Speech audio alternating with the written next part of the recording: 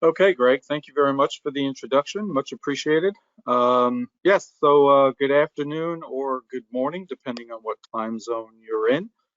My name is Michael O'Day. I am the manager of leisure sales in North America. Um, I suspect you probably want to know how long I've been with the airline. I'll be celebrating my 8th anniversary at the end of March this year. But I have plenty of airline experience prior to joining Aer Lingus. And I've won the leisure sales cap for probably 7 of the 8 years that I've been here with Aer Lingus. So it's quite an enjoyable job.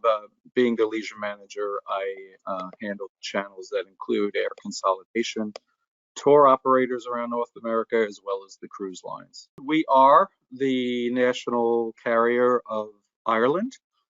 To give you a little bit of background, Aer Lingus has been around since 1936. A lot of folks are not aware that we've been flying that long, and we've been flying to the United States since 1958, coming into what is today's New York's JFK Airport. We are positioned in the market as a value carrier, and a lot of folks scratch their heads and say, well, what's a value carrier? We've heard of, legacy carrier, low-cost carrier, ultra-low-cost carrier. Value carrier essentially is a full service carrier that is laser focused on cost, sort of operating as a low cost carrier in order, one, to keep fares down and obviously to stay competitive in the marketplace. There are some domestic carriers that kind of adopt that very same that business model, and I can mention that a little bit later on when we get into some of our partners. So when you're flying us, whether it be in business class or economy, and we are a two-class airline, we do not have a premium economy, and I'll go into more on that why. Although that could be changing in the future because we're constantly studying the possible introduction of a premium economy. And I got some news on that just 2 weeks ago when I had a sales meeting over in Dublin. But we are a premium service airline in that we provide all the bells and whistles. You get a check bag when you include it in your fare when you fly with us, unless, of course, you happen to be buying on our website where there are saver fares that are unbundled. But if you're booking through a travel agent, all the fares include check bag. We have Wi-Fi on all aircraft. It's free in the front of the plane if you happen to be in business class. There's a small cost to it if you happen to be in the back. We essentially just fly 2 different aircraft types across the Atlantic, and that depends on what city you happen to be utilizing us from, what gateway, and also the time of year. So our aircraft are made up of essentially, for transatlantic purposes anyway, the Airbus A321neo, which is a single aisle aircraft, very new, flying across to certain cities such as Shannon to Boston, Shannon to JFK, Dublin, Newark, Dublin, Washington, Dulles. And we also fly Airbus A330-200s and -300s to most of the longer haul and high volume cities such as New York, JFK, Chicago, LA, San Francisco, Seattle, and so on. We have a very vast network, which you'll see in the maps, which will be next. One very important thing I want to point out, which is what these 2 photos are making light of, is Ireland is the only country in all of Europe that offers U.S. Customs and Border Protection in both Dublin and Shannon airports. So what does that mean? That means you actually clear U.S. CBP before getting on the aircraft to come back to the United States. So as U.S. citizens, and frankly everybody on the plane, you will have cleared, and once you arrive at your airport in the U.S., you're getting off that aircraft and just heading out to your car or your Uber or your train or what have you, as if you'd been on a domestic flight, because everything has been done already. Which is, again, a unique feature. It is not unique to Aer Lingus. It does operate in Terminal 2, and obviously there are other carriers that operate in Terminal 2 at Dublin that can take advantage of it, but it is a huge benefit, and once people experience that, they generally don't go back. It's quite a nice feature that folks enjoy the convenience of. All right, our routes, products, and services. So on this list here will demonstrate the vast network that we have. You can see all the cities that we serve nonstop. It's only 7 years ago, folks, that we only served 3 cities, essentially Boston, New York, and Chicago. So our network has grown quite significantly. The most recent addition to our network came in May of last year, where we started flying nonstop between Dublin and Cleveland, Ohio. That commenced in May, and believe it or not, there is no other European competition. That is no other carrier flying between Cleveland and Europe at this time, with nobody having announced that they're going to come into the market. So there's no flight going to London, there's no flight going to Paris. So we are the European option out of Cleveland, and that has actually turned into one of our most profitable routes in our entire network. So go figure. But it's done very, very well. And you can see the long list of other cities that we serve: Boston, New York, both JFK and Newark, Philly, Washington, Orlando, Chicago, so on, right on down the list. We also serve Toronto, Canada with a nonstop. There are the 2 Shannon services, which go specifically to JFK in New York and Boston. And then we restarted Dublin to Hartford service last year. That had started back in 16, but was a casualty of the pandemic. And that returned in spring of last year and is back to doing very well. What a lot of folks don't know about Aer Lingus is we actually have some aircraft based in the United Kingdom as well. So the aircraft are registered in the UK. That means we have an AOC, or an Air Operating Certificate, in Manchester, England. And for that purpose, we have aircraft and crew there for the purpose of serving both New York's JFK on a nonstop basis, so completely bypassing Ireland as a whole. And we operate to Orlando from Manchester. So again, if you're booking folks in the reverse, Orlando to Manchester or JFK to Manchester, you don't have to go through Ireland. There is another option, which is a nonstop. Not listed here is Barbados. We have a seasonal service from between Barbados and the Caribbean and Manchester, England as well. And the big news for 2024 is, one, the return of our Minneapolis nonstop service to Dublin. That will commence on the 28th of April this year. We're excited about that. That had commenced as a brand new service back on July 1st of 2019. But of course, it was a casualty in March of 2020 when the pandemic hit. That flight came down, and that was essentially the only one not to have returned that we had pre-pandemic. So that will recommence at the end of April. And then the big news in terms of new routes for 2024 is a brand new nonstop, which for the moment is seasonal, between Denver and Dublin. That is due to commence on the 17th of May and run through the spring-summer schedule, which will go through the end of October.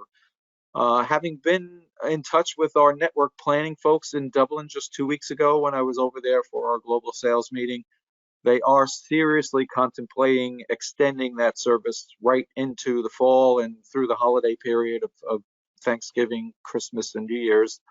A final determination has not been made at this point in time, but look out for that. I think it's probably highly likely that would happen. Excuse me. I can't say for certain, but I think it looks promising. And if it were extended, it would probably come down to either no services or maybe just 2 services a week for January, February, the low season of 2025. But that's a wait and see at this point. Excuse me again. So again, talking about our services and our network, that is a view of, you're looking at traveling across the network on Aer Lingus. So we do have a very extensive network. You're looking at the cross section of a wide body aircraft.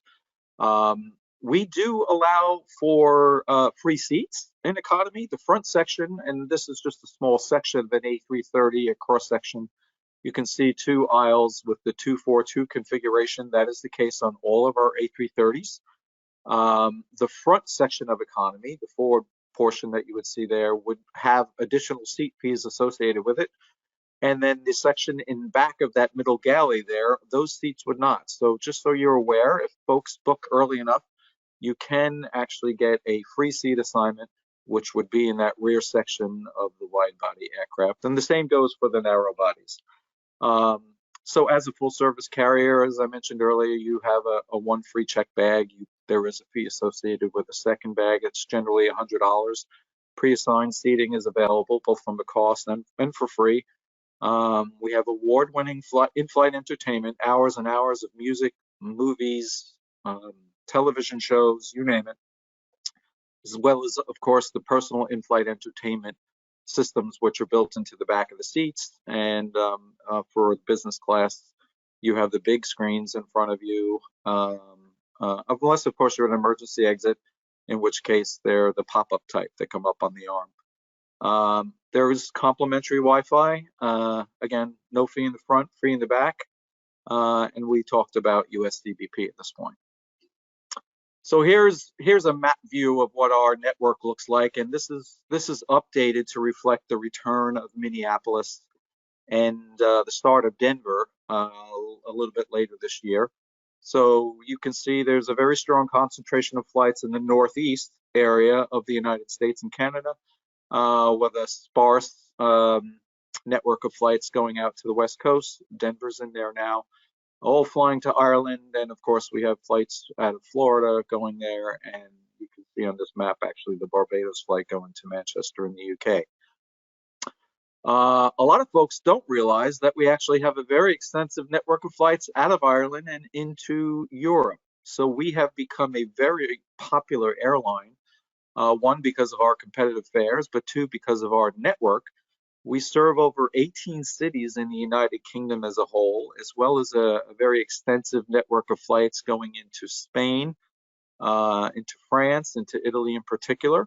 And as you can see, we serve various points in Germany. Many of these are daily services. So with quite a few of our flights from the East Coast in particular, Boston, New York, Newark, Washington, arriving very early in Dublin in the morning, in the vicinity of 5 a.m. for the first flight out of those cities. They make that first bank of connections all going to Europe. So you can connect to just about anywhere in our entire network for these places. So we just wanted you to be aware of that.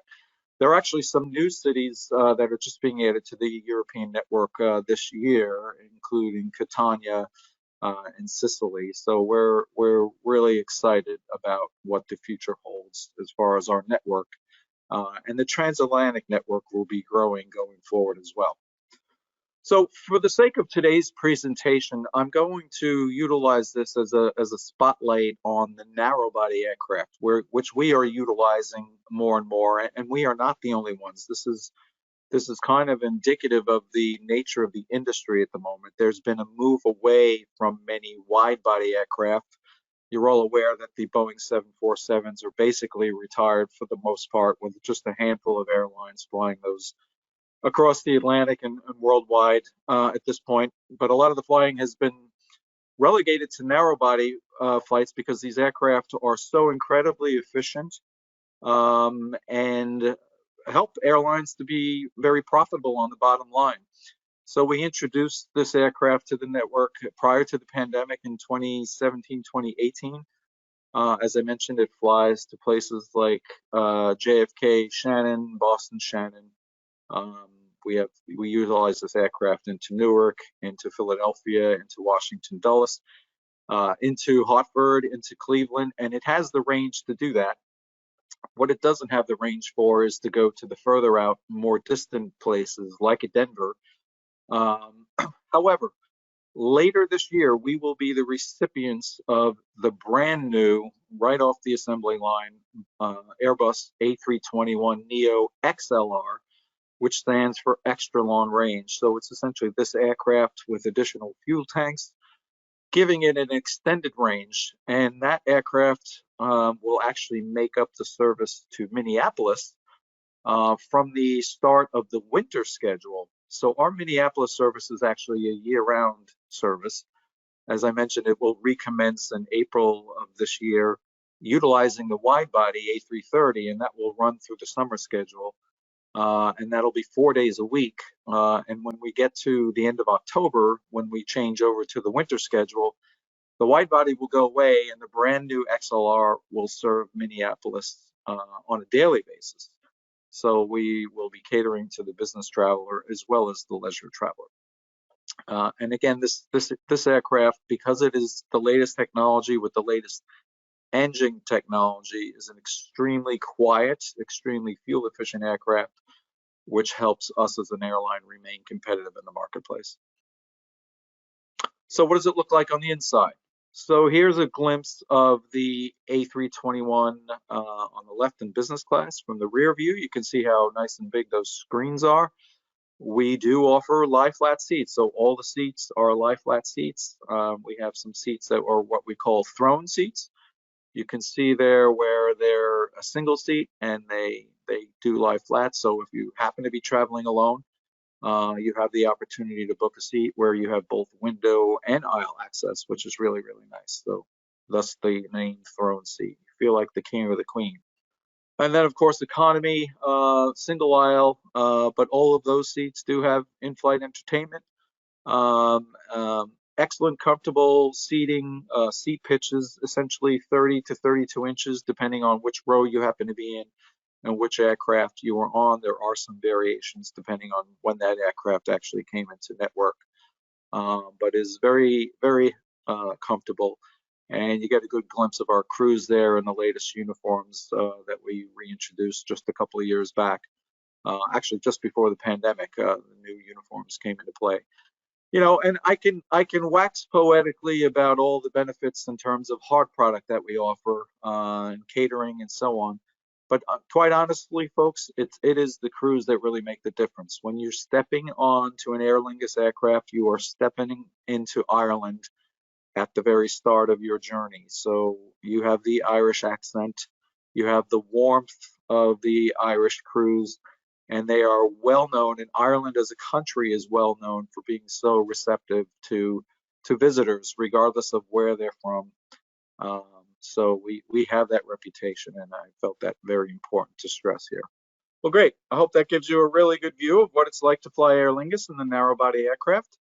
What I feel compelled to mention here now is that let's assume for a moment that you've booked someone on Aer Lingus coming out of Chicago, and they're not going to go to Ireland. They're actually going to bypass Ireland and take advantage of a really competitive fare over to Paris. If they happen to be fortunate enough where they can afford to sit in the front of the plane, we introduced a few years ago what we call Airspace. It's a product on the short haul flights that go from Ireland into Europe, into the UK and Europe, specifically on the A320 aircraft that we fly. So the jet aircraft, single aisle aircraft going into the continent of Europe and to some cities such as London, Heathrow. What we've done in the first two rows of their aircraft is essentially block out the middle seat. So we're trying to recognize the customer that has paid a business class fare to cross the Atlantic, but then continuing on. All of the aircraft going into Europe are an all economy configuration. So it's very hard to differentiate the product for somebody who's paid for business class. So the easiest way for us to recognize them and to provide them that sort of level of additional comfort was to block out the middle seats. So the window seat and the aisle seat would be occupied in those first two rows, and the middle seat would then be blocked out. And there are some other benefits in addition to that. Of course, you have priority boarding, you have dedicated overhead space. All our flights into Europe offer a pay-for menu. It's mostly soft drinks, candies, and various snacks.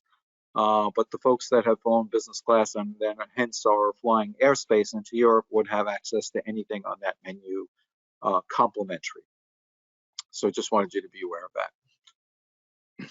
Okay, again, keeping with the business class theme, of course, one of the benefits to flying in the front of the plane is you have access to lounges.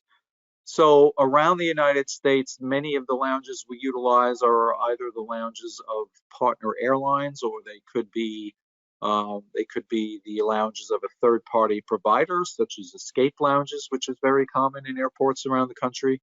For instance, we use Escape Lounge in Hartford. We will be using it in Minneapolis. But I've given you some views of what other lounges look like here. The bottom left and the upper right are actually the business class lounge in Terminal 2 at Dublin Airport. The upper left and the lower right are the 51st and Green Lounge at Dublin Airport.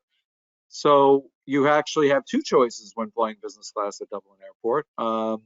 51st and Green, actually economy passengers can take advantage of that too for a fee.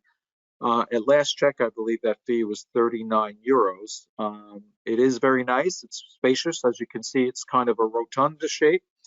That bottom right photo is a picture from that lounge, and it's right down on tarmac level, on the ramp level, essentially looking out right at the start of one of the runways, so you can almost reach out and touch the aircraft as they're passing by.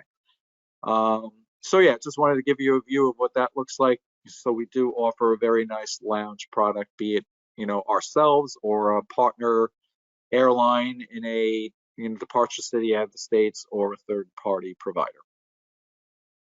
Okay, so on this slide, TSA PreCheck. I thought I just mentioned that is not something that Aer Lingus has been a participant in. However, it is coming and coming very soon. I just have to be on a call this morning with regard to the status of TSA PreCheck for all the U.S. known traveler members like myself. And this will be implemented right at the end of June this year. So we're looking forward to that. Okay, sticking with terminals. So this is what Terminal 2, our chief terminal at Dublin Airport, looks like. DAA is the Dublin Airport Authority. And as you can tell, it's a very modern, airy facility. As much as Ireland may be cloudy and kind of rainy a good portion of the time, what light there is, it comes right in because it's glass windows everywhere. And it's a very comfortable, very easy to maneuver, very intuitive facility. You're not going to get lost. It's very easy from a connection standpoint, which is why a lot of folks enjoy connecting over Dublin in and out of Europe. And as we mentioned earlier, it has USDBP. You can see in the lower right there are the kiosks. So you can either check in on using the Aer Lingus app, or you can wait till you get to the airport and use the kiosk. It'll print off your boarding card as well as your bag tag, and then you just take it over to the counter, show your credentials, your passport, and so on to the agent receiving, and they'll take that and send your bag on its way. So the airport is also equipped with some aside from its lounges, some very nice shopping, including the very famous Guinness Export House store. So you probably all heard of the Guinness Storehouse, which is in Dublin. One of the most popular tourist sites in all of Ireland, and actually in all of the world, believe it or not, in terms of the numbers that they see on an annual basis. And they actually have an export store right there in Terminal 2, where if for some reason you didn't happen to get what you wanted in Dublin itself, you can quickly grab it in terms of shirts and other Guinness paraphernalia or swag before departing Dublin Airport on your trip home. And there again is Terminal 2 from another view, and you can see the signage, which is in both English and the native Gaelic to Ireland. Okay, loyalty. So Aer Lingus, a lot of folks may not be aware, has its own frequent flyer program. It is referred to as Air Club. On the back end, it's actually, believe it or not, the Avios points program, which was started by British Airways. So we essentially piggyback that or white label on that. So our tier levels, as you can see there in the second portion, is green is your starting level, silver, platinum, and then concierge. There are renewals on a regular basis, on an annual basis. So, this would probably best be suited in terms of points for those that travel with us very frequently, but you can earn points based on flying with us, as well as flying with various partners, including British Airways. And you can earn points in other ways with retail purchases and hotel stays and car rentals and so on. And I think this slide just speaks a little bit further to Avios as being the back end or the currency, if you will, of the Air Club program. And there are some of the partners. I thought I'd add to this. I mean, it's amazing to me the number of participants in the Air Club. I mean, we are a small Irish airline, and clearly we're not a U.S. carrier, We have over 2.6 million members of this program worldwide. Clearly, the majority of which are in Ireland, but a very high percentage of them are here in the States, with the U.S. numbers going up, and more and more. And very, very soon, you'll see announcements coming down the pike with regard to Air Club and having reciprocity in terms of earning and burning points with American Airlines Advantage programs. So that's going to open up a whole new window of opportunity. Okay, on the subject of partnerships. So let's not confuse the One World partnership or alliance that many of you have heard with AJB. AJB is essentially government approval on both sides of the Atlantic, both in Europe and here in the States, for a group of airlines to essentially work together on a whole variety of issues, including schedules, fares, and a whole host of other things, cargo, and so on and so forth. So we are the most recent addition to the AJB, or Atlantic Joint Business Venture, which traditionally has been American, BA, Finnair, and Iberia. We started our entry into this program approximately 3 years ago. It has been a very, very long, drawn-out process, only because there's been so much, an incredibly amount of work that had to be done. The very first step of which had to be aligning our classes of service, or RBDs, that you see in the GDS up with those of the AJB. They all had a common set of RBDs, and our RBDs did not match theirs in any way, shape, or form. For instance, F class, which normally represents first class, that would be logical, right? Well, F class for us up until recently actually represented an advanced purchase economy fare. So that project took over 12 months. It came to fruition in October of last year. That's when we converted to all the RBDs that the AJB currently uses. And now we are in the midst of adopting their fares, which is the next step. And we've already done that on our flights from Chicago, that originate Chicago and Philadelphia. Soon to be adding at least 3 other cities to that mix. And we're doing it in tranches of ONDs, so origin destination. I think New York and Boston are the next two to align with the AJB carriers. And then eventually, I think by summer, all cities or all fares will be lined up with those of the AJB. So it's a very intensive project, and that's only one of many projects, including frequent flyer and data analysis. Our data, essentially, in terms of what you book. As that information comes through to us, we feed it over to British Airways. British Airways commingles it with their data, and they feed it to American Airlines. And then American Airlines puts it in reports that includes the entire group of all the carriers that you see listed here. So it's all quite complex, which is why it's taking so long to get all of this done, and happening in a little bit longer period of time than we all anticipated. So the AJB is not to be confused with regular marketing partners, and we have many. So Aer Lingus Regional represents the airline that operates all our very short-haul flights. So if you're utilizing Aer Lingus to go to Scotland, for instance, and connecting over Dublin, you would be connecting on an Aer Lingus Regional flight, which is generally a turboprop aircraft. We fly those to Glasgow, to Edinburgh, to Manchester, England, and numerous other short-haul routes where it doesn't make sense to operate a jet, only because the traffic is not significant enough, or maybe the airport can't quite handle a jet, as best as it can handle a regional aircraft, a turboprop. We still have a partnership with Air Canada, so you might scratch your head and say, well, aren't they Star Alliance? And the answer is yes, they are. But we've had a long-standing relationship with them, feeding our flight out of Toronto, and there is still code share where the EI code appears on Air Canada flights within Canada that feed Toronto Pearson Airport, and then connecting to Aer Lingus.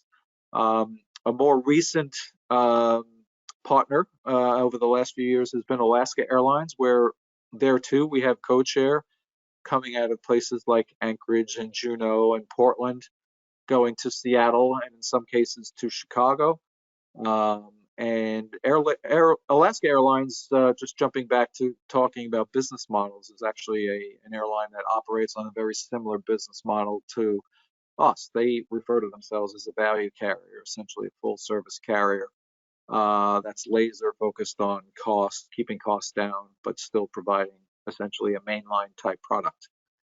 And then we have all the other partners, some of which are obviously just coming about as a result of the AJB. American, BA's been a partner for a while. Etihad from Ireland into the Gulf region.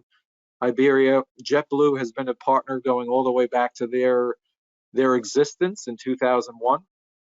And United had been a partner and in some ways still is. So let me explain. I put the X through that because our code share went away with United Airlines late last year. So for instance, had you been booking a fare with us, say from a place like Kansas City, Kansas, going to Dublin via Chicago, the United Airlines segment coming out of Kansas City up to Chicago O'Hare in the past would have had an EI code on it, and that is what went away. What did not go away is the fact that they are still partners in the sense of fare routing. So we still have fare prorate agreements with them where they are a portion of the fare. So you would simply be booking that Kansas City Chicago portion under the UA code in conjunction with Aer Lingus going through to Dublin as the final destination. So not quite as close a relationship as we had in the past, but still a partner in a way. Yeah, so I just wanted to touch on safe travels. I mean, many of us, as we've come into December, January, this winter, we're all familiar with the resurgence of COVID during the cooler months, RSV, the flu, and everything else. So we between flights still make a concerted effort to try and clean and sanitize all common touch surfaces, such as the screens that would be in front of you, as well as the armrests, the buttons to adjust your seat, as well as the seatbelt buckles to try and mitigate, the transfer of any bacteria or germs. So we continue to endeavor with that with our cleaning crews in all destinations. All right, sustainability, as I'm sure many of you are aware, is a subject matter that's near and dear to everybody these days. There's a big move to battery power with regard to cars to try and mitigate, pollution with carbon emissions. So Aer Lingus is part of a group under the IAG umbrella. IAG is the holding company, International Airline Group. It is the owner of Aer Lingus and British Airways and Iberia of Spain and Welling of Spain. And so it's IAG that sets the goals for the member airlines or owned airlines collectively. And they were the very first airline group to set these very aggressive net zero goals for the year 2050. So clearly we are adhering to this directive and doing everything within our power to try and mitigate our impact on the environment, both from the standpoint of carbon emissions from the aircraft and with regard to recycling. So if you wouldn't mind going to the next slide, we'll get a little bit more detail. One of the ways in which we're reducing our carbon footprint is we are now essentially rolling out sustainable aviation fuels, or SAF, as it's referred to in short. So SAF consists of fuel essentially that's made out of cooking oils, household goods, other agricultural goods, created or mixed into a blend that is then blended with regular Jet A kerosene fuel that aircraft normally run on, and then that is distributed to the aircraft, and it combines to burn in the engines as you're flying across the Atlantic. And with SAF being a portion of the fuel composition, it significantly reduces the carbon emissions of what for our narrow-body aircraft are already extremely efficient engines. So we are really significantly reducing our carbon footprint in that respect. So yeah, just wanted you to be aware of that, because that is a subject that's near and dear to many. And if they happen to be flying with us, they They kind of want to know what we are doing to sort of mitigate our impact on the environment, and that is one of the biggest steps that an airline can take in which to do that. Other ways in which we are doing that is we are recycling just essentially just about everything. So that's not something we did in the years past, but coming out of COVID and the pandemic, we are now focused on recycling and utilizing materials that are recyclable, whereas in the past, for instance, your cutlery was steel or aluminum or plastic, depending on what class or where you were flying. Now all of that is made out of bamboo, recycling all papers, all plastics. And that's not only as far as our service or in-flight services, we're doing that at our headquarters and our other offices as well. Again, on the subject of fuel savings and carbon emissions, for the short haul fleet, we are also buying brand new short haul planes. So this is an A320neo. It's dedicated to flying between Dublin and Heathrow Airport. So why dedicated to Heathrow?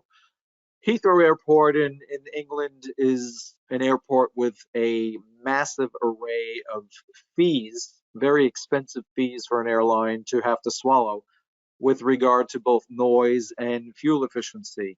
And by operating these aircraft versus the older A320 CEOs or current engine option versions, we save so much in fees by operating in and out of Heathrow, which we do many times daily because of the short distance and the traffic between Ireland and the UK. These aircraft will actually pay for themselves over time just with the savings from all those fees.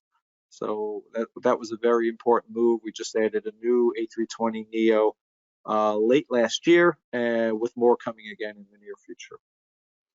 So I suspect something that is of interest to you is just to know who your representatives are or how to get in touch with us. You know, I would recommend that you direct your questions into Centrav when dealing with Centrav, and if they can't answer it, certainly they will redirect your questions to us. We're happy to help in any way we possibly can. Here in the United States or North America, the Aer Lingus office is in the New York area on Long Island. We're a very, as I mentioned to you, a very small, lean and mean operation. So we only have two inside sales staff. Hard to believe for a network as big as ours, but that is the case. And they do a very efficient job. But they operate between the hours of 8 a.m. and 4 p.m. Eastern time. And that's how they are reachable by email. We do have a groups department. There are 3 people in that department, although 2 at the moment, only because one happens to be out on medical leave. So we hope she returns in short order. And then, of course, if you need something of urgency, we would encourage you to call our reservations number at that number listed there.